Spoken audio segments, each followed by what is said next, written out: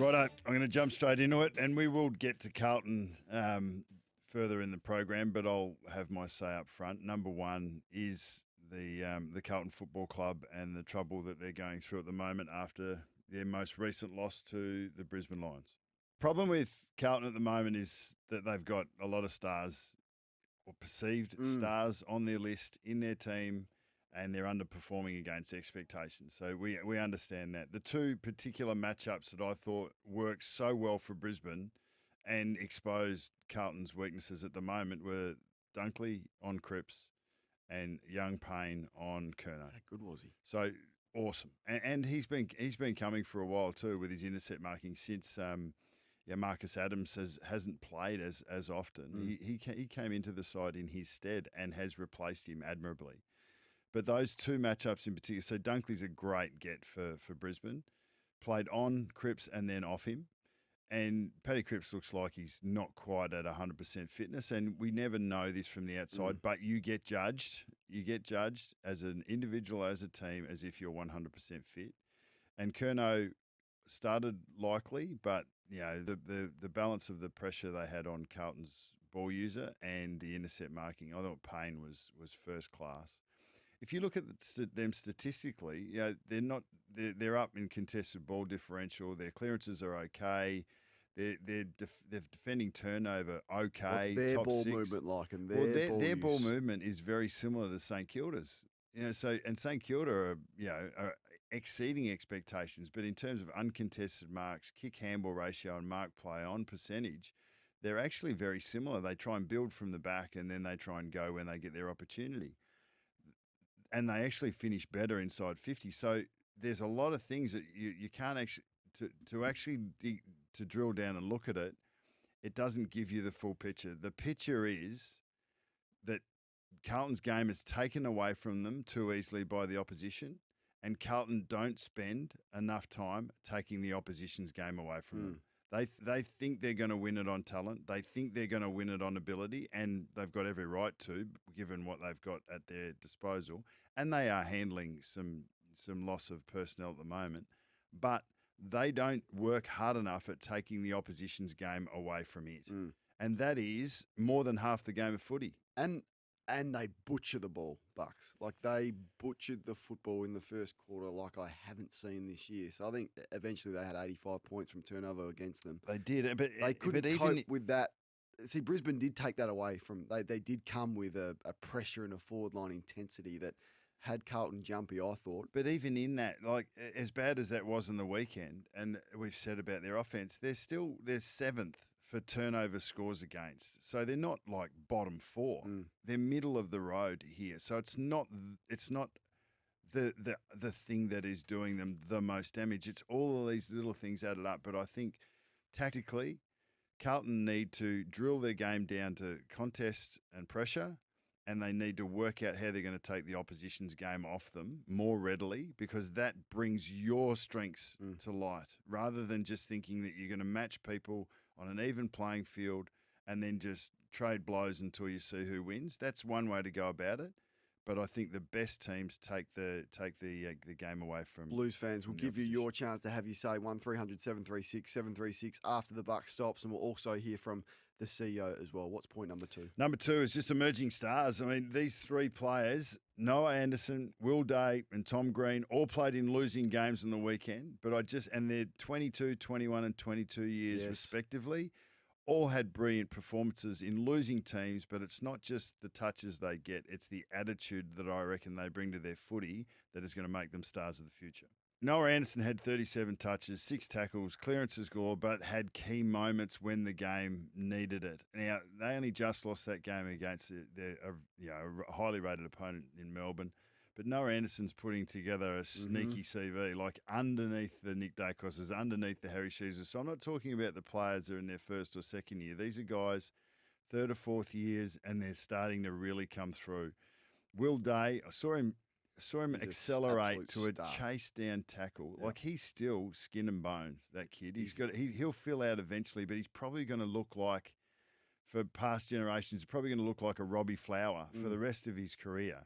But he's got some real grunt underneath under that bonnet and in that chassis. And I just and he's super talented. Like Hawks fans would hate this, but if there was a marquee signing for Tassie, or even the first captain of Tassie, like in 5 years' time, Will Day, he would be one that I'd just be going so hard to get. He's not alone, but he's a gun. You can see that. You can see that that capacity in him. The leadership, he's a ripper. And Tom Green, who admitted to getting the wake up call from Mark McVeigh actually when he was dropped late last year, and then Adam Kingsley's come in, but he looks like he's stripped down. If there's a next Clayton Oliver, Tom Green's it. The way that he gets around the field, covers territory, gets to contests, 38 touches, 9 tackles, and kicks 3 goals, 1. So he actually impacts and hits the scoreboard as well. So those 3 boys, amazing. Number 3, Port Adelaide, Port Power, Steel, like the capacity that they have to be able to get the job done,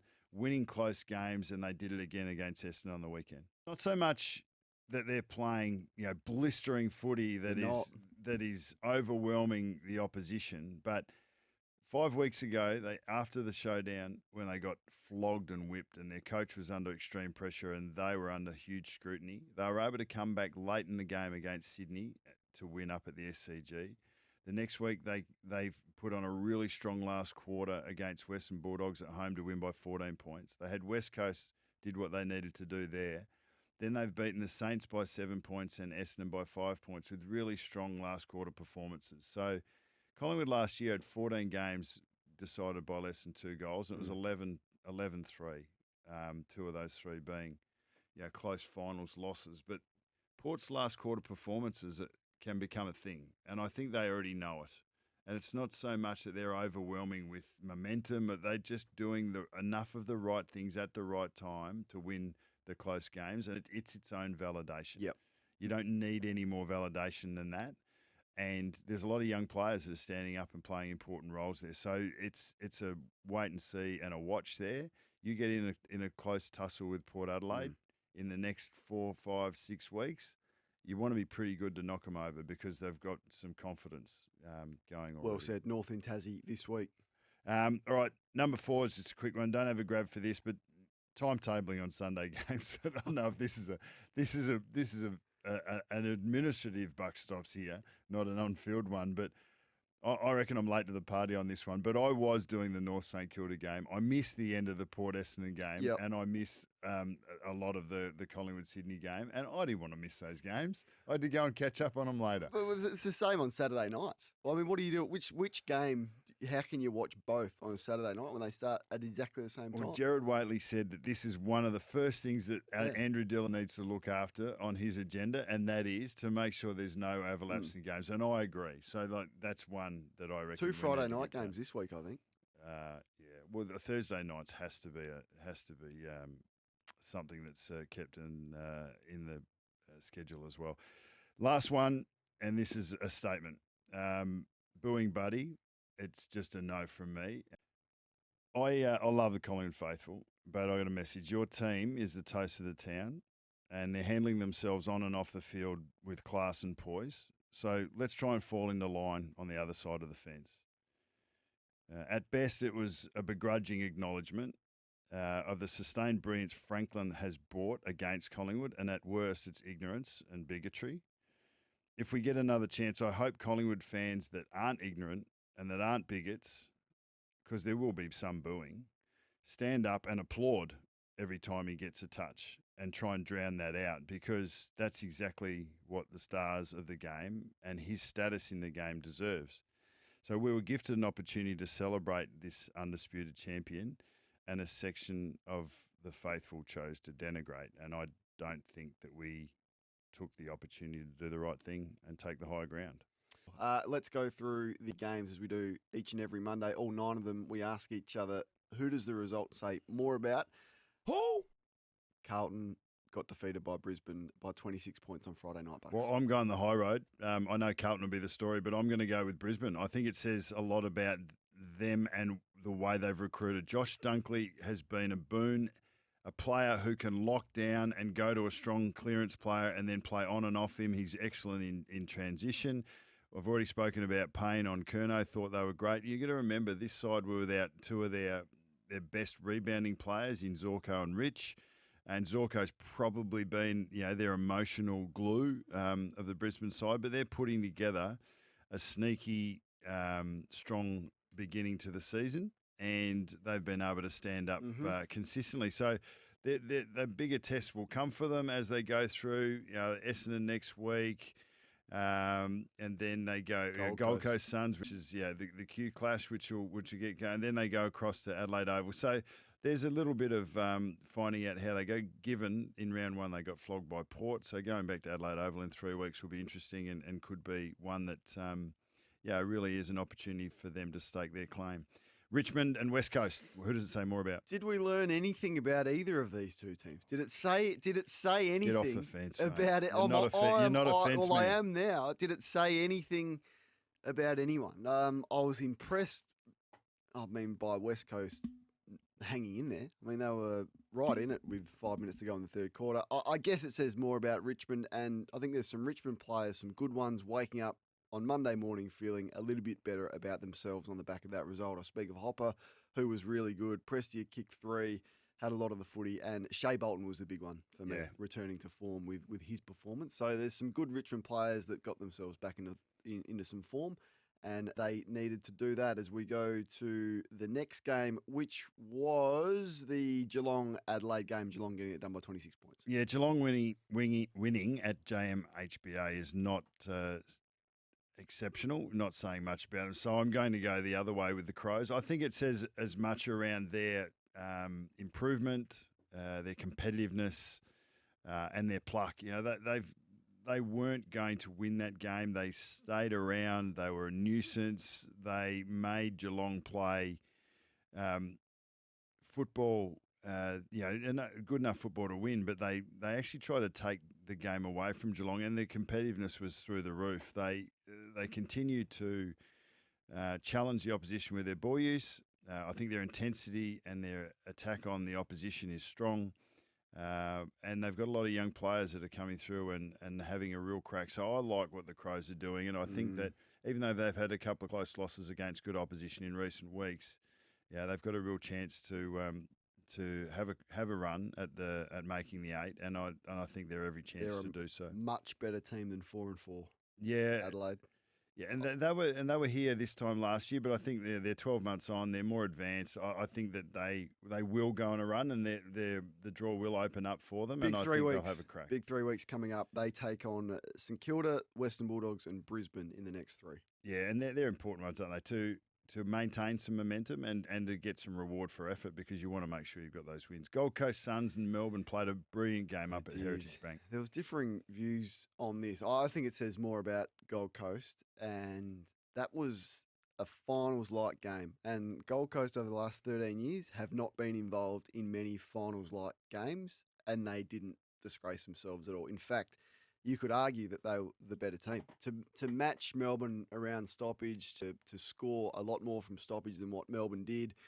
You've spoken a little bit about Anderson, and his was probably his best game at the level when he's played some really good football at the level. Apart from the odd mistake, and Ben King will learn a bit from his free kick off the ball, which cost them the goal from the top of the goal square from a kick out, they were the better team. I understand people would say, well, Gold Coast should be competing with teams like this at home in games like that. But I'll take the positive view on it that scores level at three-quarter time. In last quarters, they'd been blown away at times this year. They hung in there and easily could have won that game. So I thought it was a gritty finals-like performance from Gold Coast, and they lost by 5 points, which was a shame because they could have easily won that game. The Western Bulldogs beat GWS in a reasonable game in Canberra on Saturday night, Bucks. Yeah, I think that says more about the Western Bulldogs. I think that they've really been able to make the most of their attributes. I think Aaron Norton's performance was through the roof again, and he's a very understated player. Like, he's a star of the comp. He's as competitive as they are in front of the ball, and I think his contest is consistent. He's always a target for his teammates, and he was able to get on the scoreboard at times. Stood up and late. Finish. And that mark he took late was when needed. The key moments. And that's what the great players or the very good players do. He's not great yet, but he's heading that way. And I just thought that they were able to get it done. Bontempelli had a serviceable game, strong. 32 touches, but he's he had 14 clearances again. Oh yeah, Bucks. But he needs others to come. He needs others to come up around, because remember early in the season it was Bontempelli or bust, and I think that we've got more Bulldogs players. They're playing with more synergy. They're getting more out of their effort now, rather than relying on one guy to come in and put the side on his shoulders and go for it. So they've been far more consistent, and I think that they've been returning some of their better players to their natural positions. So Johannesson off halfback's been brilliant for them. They're going to feel the loss of Treloar, because he has been a high possession getter for them, but. Smith's back in the side now, so their forward line setup just seems to be working better. Waitman's had an impact in the last 3 or 4 weeks. Gone really well. I think they're in good shape.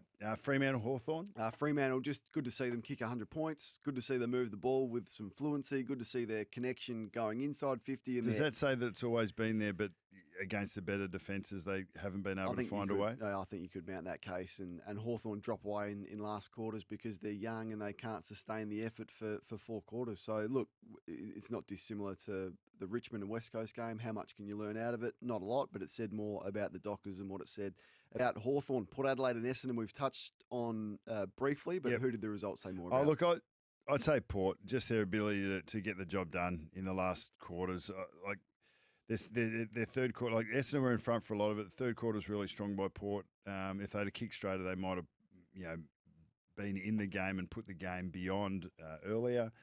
But they're just, young players that are standing up. Butters, getting it done. Rosie again. And I just think that, I'm loving the big units. Dixon and Finlayson just provide that stability for them, and they're going well. Collingwood, Sydney.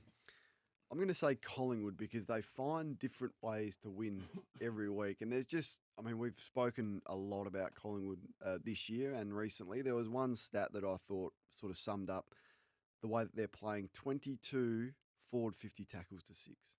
So the hunger that this group is playing with continues to blow me away. They're all in, they're connected, and there's something intangible about the way that they're playing. I don't think they're as good as Geelong in terms of their list, and perhaps Melbourne, but they're going to be right there, because they play with a hunger and a want and a team-first attitude that is as good as any of the teams in the competition. You suffered through the game yesterday at Marvel, St Kilda getting it done by 30 points against North. It says more about the Saints. Their defensive profile was just through the roof once more. They don't give up that many inside 50s, and they defend their back 50 as well as anyone. North Melbourne were able to get it there often enough, but they just weren't able to find a way to score. They had 48 inside 50s each, which was a low transition game. There was a lot of back and forth and mistakes through the middle of the arcs when it mattered. But to keep a team to 4 goals from 48 insides is what they've done all season long. So we shouldn't be surprised. And when you know that you've got that as a backup, that the structure and the system to be able to stop the opposition from scoring, to be able to take their game away, in particular in the opposition's front third, and to unpack that, it's going to put you in a lot of games, and that's exactly what St Kilda have done. So great start to Ross Lyon's second stint at St Kilda. No, look, I think it's worth consideration, a send-off rule. Not for incidents like that. Well, I think if you're going to have it, it's got to be something that is at the discretion of the adjudicating umpire. And there'd need to be some strict. You'd have to go upstairs. Parameters around it. You'd have to review the footage. Agreed. It'd be an ARC decision, and maybe that's an officiating officer that is off the field at the time. But I think that basketball do it pretty well as well. NFL is starting to do it where the on-field officiators actually go to the boundary to get the vision, to get all of the information to make the calls. How far away from that are we? Don't know. I'm with you. I think there is room for a send-off rule. I wouldn't have sent Willie Rioli off for that one, or Junior Rioli. Apologies to Junior. Daniel's in Croydon. You want to speak about Tim Taranto? Good morning. G'day, buddy. How are you? Good. Hey, I've heard you talk about Taranto all week. There's a bloke that went 2 picks before him at number 1, Andrew McGrath. Just want to know your thoughts on how he's tracking. Yeah, I've spoken about McGrath a little bit over the journey, and I love the fact that Brad Scott put him to halfback. That is his position, and at the start of the year and through stages of this year, he's played some reasonable football. Would I have taken him number one if you're looking at a revised draft? No, I wouldn't have. And I'm not sure it's actually been me doing the Taranto talking this week. I made one comment about it, but it's more been the follow-up, more so than me doing the talking about it, Daniel. But thanks for your thoughts. But that's what happens, Kane. How did Tim Taranto play on the weekend, in your view? I thought he had a solid game. Yeah, I actually thought his first half was he's slow to get going, and he's I think the issue for him is his ball use, but his second half was really strong. He's he hit the scoreboard too, which helps. Yep. If you had your time again, what number would you put on it instead of 150? Depends how you look at it. Like a lot of people are focusing on the 150 number, but if you look at the percentage terms, it's top 15 to 20% in the game. Is he a higher rated player than top 15 to 20% in the game? Like, where would you have him top 5%? Probably not. Would you have him top 10? He's probably in the top 10%. Top 10%. Yeah. So it's not that far off if you're looking at top 15 to 20%. Because what I like in his game is the inside and outside. Now he's not an elite finisher, so I'll grant you that. He's not. His kicking is not top level, but his inside outside work and balance is compelling. Would you have him in the top 100 players in the game?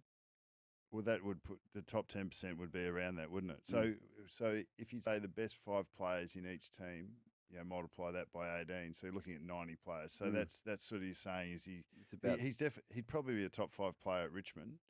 And I suppose the question then is, okay, well, what you've spent from your salary cap and invested in him, but we're 8 games into it, like I understand, it's really but tough, we isn't it? you speak on radio for a long period of time. I don't have 7 years to make a call on whether the trade for Tim Taranto is going to be a good trade. I make the call on what I see now, and we project. Yeah, look, I would have Tim Taranto in my team, no doubt about it. He would be a handy player to have in a midfield. The criticism around the recruitment has been what you gave up to get both of them, and the 7 years that you've paid to get them.